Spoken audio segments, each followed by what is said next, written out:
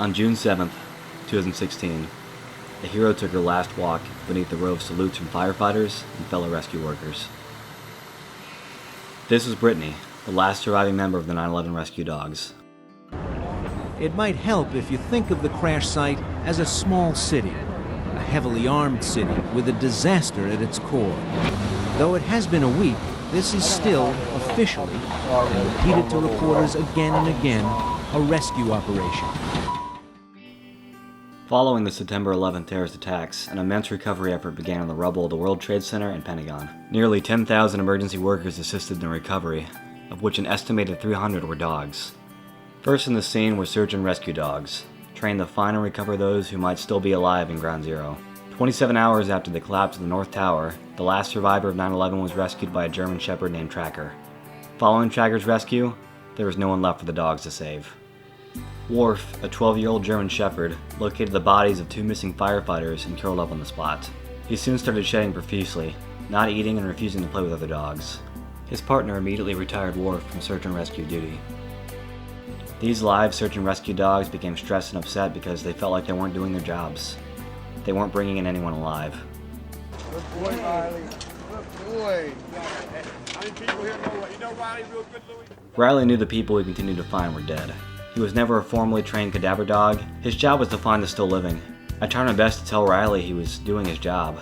He had no way to know that when firefighters and police officers came over to hug him, and for a split second you could see him crack a smile, that Riley was succeeding at doing an altogether different job. He provided comfort. Or maybe he did know. Rescue workers began hiding themselves in the debris so dogs would have someone living to recover. Eventually, trained cadaver dogs took over the searches.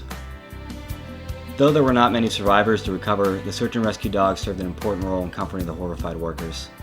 These dogs knew nothing of how or why this had happened, just that these people needed them and they were going to help. In addition to the rescue dogs, there were 2 other heroes in the towers, the guide dogs Salty and Roselle. When the North Tower was hit, these 2 led their blind owners to safety out of the building. Roselle was sleeping underneath owner Michael Hingston's desk on the North Tower's 78th floor when she heard Flight 11's impact above. She guided Hingston and 30 others down 1,463 steps.